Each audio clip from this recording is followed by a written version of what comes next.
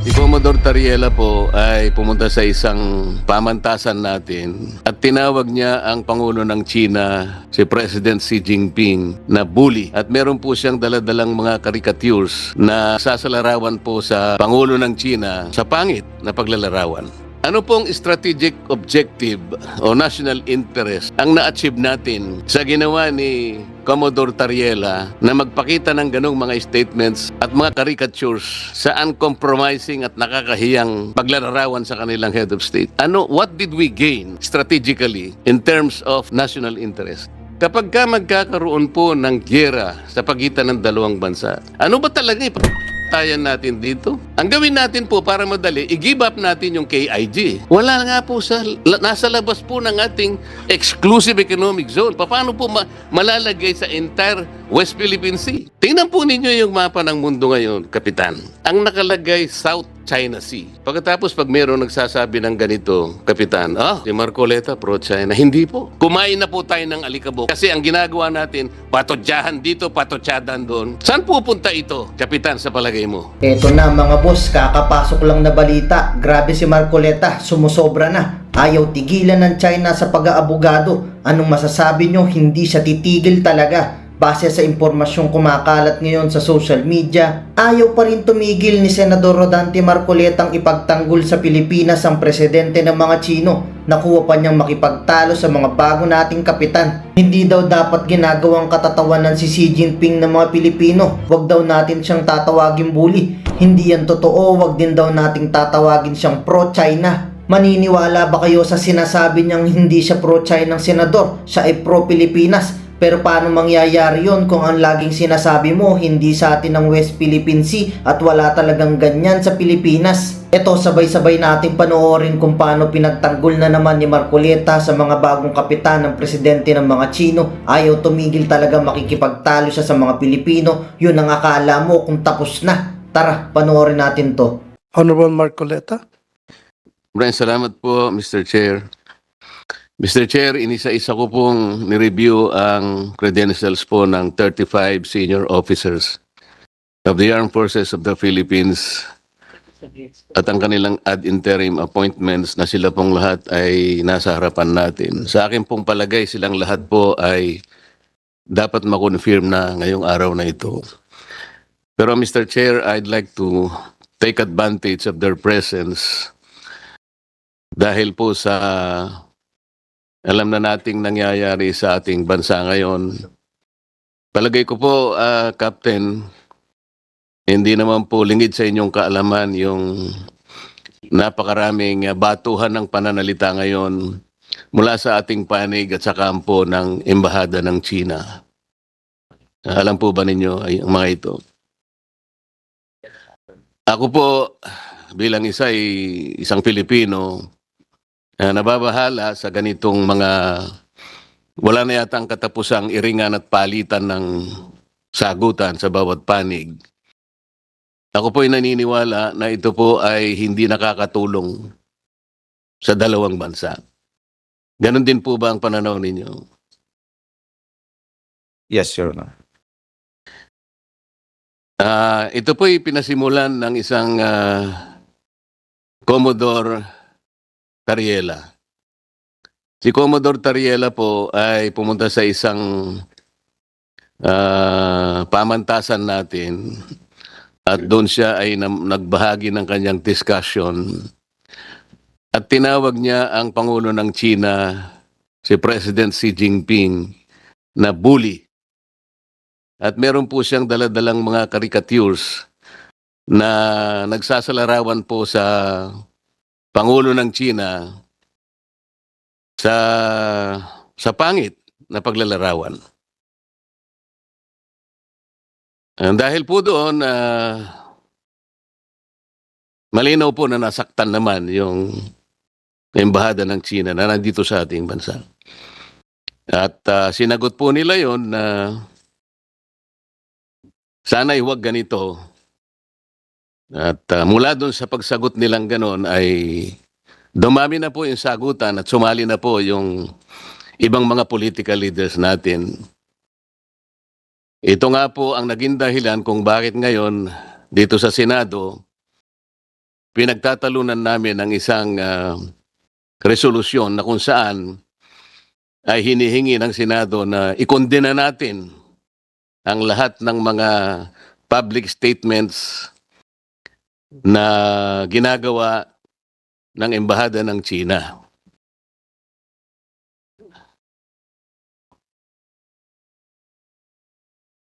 Kapitan, kung ang isa pong bahay ay nasusunog, ito po ba isasabuyan natin ng gasolina o tubig?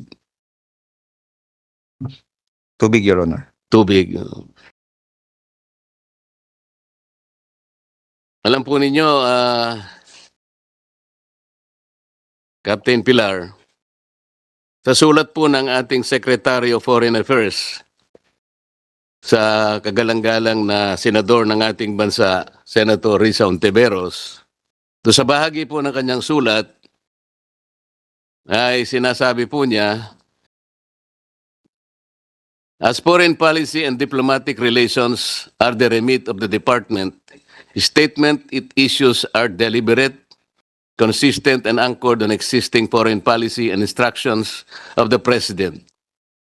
We would not generally take part in statements of other agencies and officials, particularly if this may have been made in personal or unofficial capacity. Balikan po natin yung pananalita ni Commodore Tariel na tinawag niyang bully ang Pangulo ng China. Meron po ba tayong national policy na ang mga heads of state ng ibang bansa ay kailangan pa nating pasaringan ng negatibo? Your Honor, I believe wala po. Wala po. Wala rin tayong national policy na gagawa tayo ng caricatures para pasamain natin ang itsura ng mga heads of state ng ibang bansa. Wala din po, Your Honor. Sa makatwid, personal po ni Commodore Tariel ang kanyang ginawa. Tama po. Probable po, Your Honor. Ang sabi po sa bahagi ng sulat, Captain Pilar, while the lively exchanges of views are permitted in our democratic society, the department, meaning DFA, reiterates that differences and disputes between states are best addressed through established diplomatic channels rather than in public. Ako po'y naniniwala dito. Kayo po'y naniniwala rin.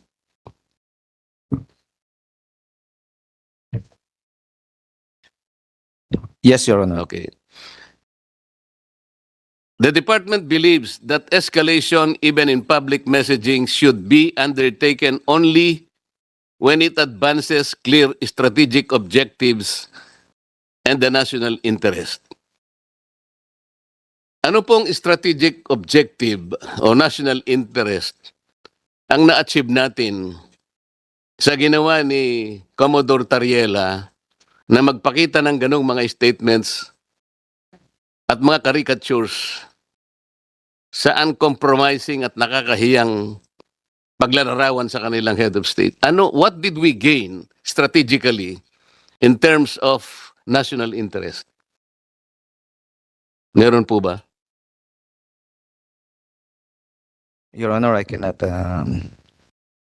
answer on that. Hindi, sa panukat mo lang. Sir, being a member of the armed forces,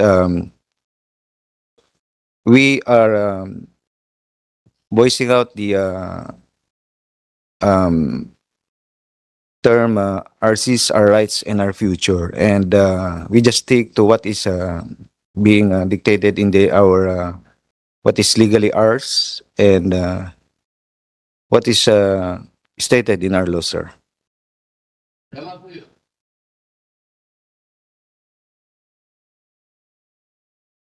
What is legally ours must be defended. Must be protected, and we should fight it out to the last drop of our blood. Yung legally ours. At kasama po ninyo ako doon. Kami pong lahat sasama sa inyo doon. Si Commodore Tariela po is the head of the WPS Transparency Group Office. But, Captain, he was not as transparent as he should be in explaining to you and to our people that our exclusive economic zone and West Philippine Sea are two different animals. Ang sinasabi po nila, at tama-tama naman po ito, meron na po tayong archipelagic baselines which were defined under Republic Act 9522. Malinaw na malinaw po yun. Walang pagtatalo dun. At mula dun sa archipelagic baselines na yon, madidefine natin ang exclusive economic zone, ang ating contiguous zone, ang ating territorial sea. Lahat po nandun. Ngunit, yun pong arbitral award, ang inaward lang sa atin at nilinaw, yung ating exclusive economic zone. Hindi po ni-rule ng arbitral award yung West Philippine Sea. Dalawang bagay po yun. Pinagsasama po nila yon. Alam po ninyo kung ba't tayo nagkakagulo, nagkakaproblema. Meron po tayong mga isla na occupied natin ngayon. Ito yung Kalayaan Island Group. Alam na po ninyo yon. Meron tayong 4 na features in the Kalayaan Island Group. Ito po yung Pagasa, yung Parola, yung Kota, at yung Lankiam. Captain, alam po ninyo yan. Incidentally, Mr. Chairman, itong 4 na features na occupied ng ating bansa, they are way, way beyond our EEZ. Wala po sila sakop ng EEZ. Alam po ba ninyo yon, Captain? Sagutin lamang po ninyo. Alam po ba ninyo na sila po'y wala dun sa limit ng ating exclusive economic zone? Be honest. It is beyond, within our EEZ, sir. So, hindi po ninyo alam na sila po'y wala dun sa EEZ? Ang akala po ninyo, they're within our EEZ? Sir, we are already occupying those islands. No. Chairman, tinatanong ko lamang po, alam po ba ninyo yung ating KIG na binubuo ng 4 na features ay wala po sa sakop ng ating exclusive economic zone? Huwag po kayong mahihiya. Kung hindi po nyo alam, I will not take it against you. Alam po ba ninyo na wala siya at hindi sakop ng ating EEZ? Yung 4 na features ng Kalayaan Island Group? Sir, those islands can also generate EEZs within. Mr. Chair, ang gusto ko lang sana sagutin niya kung mamaya po pupunta tayo doon eh. Alam po ba ninyo o hindi nyo alam na yung 4 features ng KIG are not within the limits of our EEZ? Yun lang po ang tanong. Sir, if we base the limits from the mainland Palawan, sir, it is Kapitan, way- ito pong 4 na ito ay wala po sa ating EEZ. Yun po yung malinaw. Baka, kasi po, kaya po nagkakaroon ng pagtatalo. Hanggang ngayon, baka akala po ninyo, nandun sila sa EEZ. Wala po. They are outliers at nandun na po sila sa high seas. Mamaya po, sa pagtatanong ko, malalaman ninyo. Ngayon, ang sinasagot ninyo, itong KIG generates its own exclusive economic zone. Hindi po. Sino po nagsabi sa inyo that it basahin po ninyo yung Wait lang mga boss, kung nakaabot na kayo sa part ng video na to, baka gusto nyo munang mag-subscribe sa bago nating YouTube channel. Doon na kasi tayo mag-upload ng mga reaction videos. Nakapin sa comment section ang link. I-click nyo lang para makapag-subscribe. Pag nakapag-subscribe na kayo, i-comment nyo lang ang location nyo para ma-shoutout ko kayo pag nag-upload na tayo doon ng video. Tara, tuloy na natin to. arbitral award. Malinaw po ang sinabi na ito pong Spratlys and the KIG are rocks and they do not generate EEZ. Dito po tayo nagkakaroon ng problema. Pinipilit po natin na pag-isahin, parang interchangeably we're using the EEZ and the West Philippine Sea as one. Hindi po eh. Tingnan po ninyo, Chairman,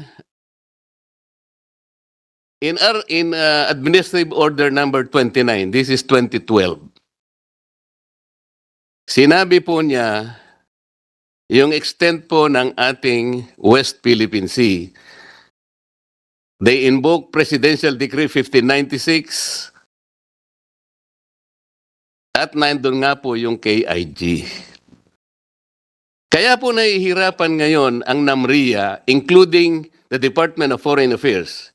Nandun po sa AO 29, Section 3 and Section 4, they are being ordered to prepare the charts, the maps, and to prepare an official map of the West Philippine Sea and deposit it in the office of the UN Secretary General and notify the appropriate international organizations, including the International Hydrographics Organization, in relation to it. Bakit hindi po nila magawa hanggang ngayon? After 17 years, Mr. Chair, are you surprised why the NAMRIA and the DFA are unable to do this? Kasi nga po yung KIG lies outside our EEC. At pag gumawa po sila ng mapa indicating the coordinates, appropriating the high seas, we will violate the UNCLOS itself. Yun po yung problema. Ngayon, si Commodore Tariela, I don't know kung alam niya ito o hindi, he does not want to inform the public, including the rest of the members of the armed forces. Kapitan, we swear to the Constitution that we will defend the Constitution, all the laws and orders and regulations. Kapag ka magkakaroon po ng gyera sa pagitan ng dalawang bansa, kayo po ang una na sasagupa dito. Kaya dapat po mas interesado kayo kesa sa amin. Ano ba talaga ipagpapatayan natin dito? We will offer our lives, including the lives of our children, and to die for it, for something that is not even within our EEZ. Ang gawin natin po para madali, i-give up natin yung KIG. Then, mako-coordinate na natin lahat. But until and unless nandun yung KIG, wala nga po nasa labas po ng ating exclusive economic zone. Paano po malalagay sa entire West Philippine Sea? Mr. Chair, kaya po yun ang dahilan, hindi po tayo makagawa ng mapa para sana ma-submit na natin. And in our lifetime, we will able to see doon sa entire stretch ng South China Sea, lalabas doon ang West Philippine Sea. Tingnan po ninyo yung mapa ng mundo ngayon, Kapitan. Ang nakalagay South China Sea. Hindi ibig sabihin sa China lahat yon. But in the entire expanse of that body of water, nandun yung EEZ ng Vietnam, EEZ ng China, EEZ ng Malaysia, EEZ ng ating bansa. Nandun sa South China Sea. Pero tayong gusto natin, imbes na EEZ lang, theoretically ang nandun, gusto nating ilagay yung West Philippine Sea. That's good. Gusto ko rin naman yun. Gusto ko rin naman sa ating lifetime, makita ko rin naman yung West Philippine Sea na ma-drawing doon. How can we do that? There are procedures and steps to do that. Gagawa nga tayo ng mapa eh. Paano ka gagawa ng mapa? I-include mo yung KIG. Hindi po pwedeng mangyari yun. Lalaban lahat sa iyo mga bansa. Because you are appropriating the high seas. Itong napakadaling intindihin, hindi ko maintindihan kung bakit ayaw intindihin nung lahat ng may concern dito. Lalong-lalo na po kayo. Dapat nalaman nating lahat ito. It is the responsibility of Commodore Tariela to explain this to our people. Meron pong diferensya eh. Hindi po kukunti ang diferensya, Kapitan. Why? The distances are fixed. We cannot move in all these features into the EEC. Sana mailipat sana natin. Ang Diyos lang makakagawa nun. Paano mo ililipat yung mga pictures na yung para ilagay dito sa lahat ng iisi natin. We cannot do that. Pagkatapos, pag mayroong nagsasabi ng ganito, Kapitan, si Marcoleta pro-China. Hindi po. I have been always for this country. And I will always be. Pero hindi natin po pwede pagtalunan lang natin salitaan, megaphone diplomacy. Kaya tanong ko po sa inyo kanina, what economic benefits can we gain from this? What strategic motive can we gain from this? Kahapon po, Kapitan, I presented 2 maps before the Senate plenary. In that map, pinakita ko ang mga bansang Vietnam, Malaysia, China, kahit nag-aaway-away sila, ipinakita ko doon, they were able to manage their differences and were able to develop and explore oil and gas in their areas. Alam po niyo, Vietnam, there were about 60 to 70 exploration in their areas, kasama ang China. Malaysia, about 30 to 40. Ang Pilipinas, 8 to 12 explorations. Because we were unable to manage our differences. But these 2 countries are smart enough to manage their own differences. Tingnan po ninyo yung mapa na pinakita ko. Isang mapang 2013, isang mapa 2024. Malayo na po tayo. Iniwan na po tayo ng milya-milya. Kumain na po tayo ng alikabok. Kasi ang ginagawa natin, patotyahan dito, patotyadan doon. Saan pupunta ito, Kapitan, sa palagay mo? Alam po nyo, ang sabi ng China, pwede naman nating pag-usapan ito. Did you know that I met the ambassador of China because I was invited? Alam po ba kung ano yung una niyang sinabi? Gustong-gusto kong makipag-usap sa lahat ng concerned agencies of your government. If you are be kind enough to tell them that I am open anytime. More specifically, the Secretary of the Department of Defense. Yun po yung una niyang sinabi sa akin. Because I believe, sabi niya, foreign relations is not a zero-sum game. Totoo naman yun eh. Walang dapat makakuha ng gain na nawalan yung isa. Pare-pareho tayong makinabang dapat. And sabi niya, an open discussion, a bilateral discussion is the first start. Bakit hindi po natin gawin yun? Yun lang naman ang pinakikiusap nila. Sabi ko, okay, you want to speak to the Secretary of National Defense? Yes, Your Honor. I'm really very willing. Medyo biniro ko pa nga siya, Chairman. Maybe, why don't you text me? And I will show him your text message. Akalain mo, papalabas pa lang ako sa kanilang embahada. Tinext niya na ako. Salamat, sabi niya, Senator Marcoleta, for visiting us. And at sa pag-offer mo na ikaw nang magsabi sa aking gustong mangyari na gusto kong makausap lahat ang concerned agencies of your country. More specifically, Secretary Gibo. Sinulat niya, more specifically, Secretary Gibo of the Department of National Defense. Sana man lang even over coffee. So alam po niyo yung, hindi ko po alam kung yung number po ni Secretary Gibo, yung pa rin. Para mas makasigurado ako, kinausap ko po dahil meron kaming meeting ng ating Secretary of Foreign Affairs. Pinakita ko po sa kanya yung text message. At sabi ko sa kanya, pwede bang ibigay ko sa iyo para ikaw nang mag-transmit o mag-pass kay Secretary Gibo? Okay naman po sa kanya, Mr. Chair. So binigay ko, pinas ko sa kanya yung at siya na daw po ang magbibigay kay Secretary Gibo. Sa ganito pong initiative, Kapitan, ako po ba'y pro-China, Kapitan? Pro-China po ba ako, Kapitan? No, sir. Salamat po sa inyong sagot.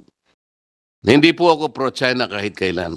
Ako po ay pro-Pilipinas at sa interes ng Pilipinas.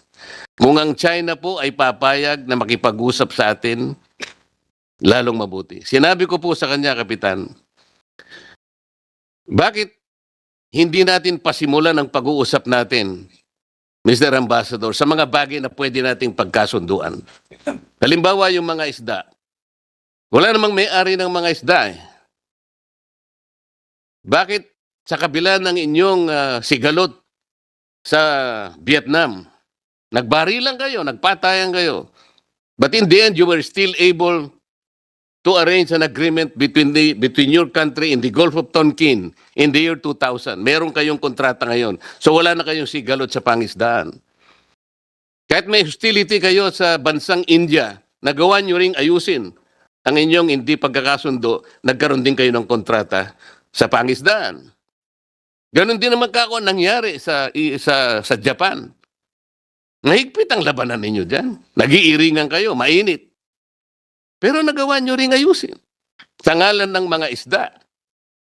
Why can't we do that here in the Philippines? Magandang tanong yan, sabi niya. Ang totoo niyan, initially napasimulan na natin nung panahon ni Pangulong Duterte. Ang kaso lang, ngayon, ito nga, patutsadahan ng patutsadahan. Paano nga tayo mag-uusap? Halimbawa, Kapitan, ikaw nagpipinta ka ng isang bagay, isang obra maestra. Nagsisimula ka pa lang magpinta, binabato ka na ng putik ng kung sino-sino. Maumpisahan mo ba yung ginuguhit mong obra maestra, Kapitan? No, Your Honor. Kaya nga po kailangan po nating magkaisa. Ayusin po natin ang problema, hindi sa patutsadahan. May makikinabang dito politically.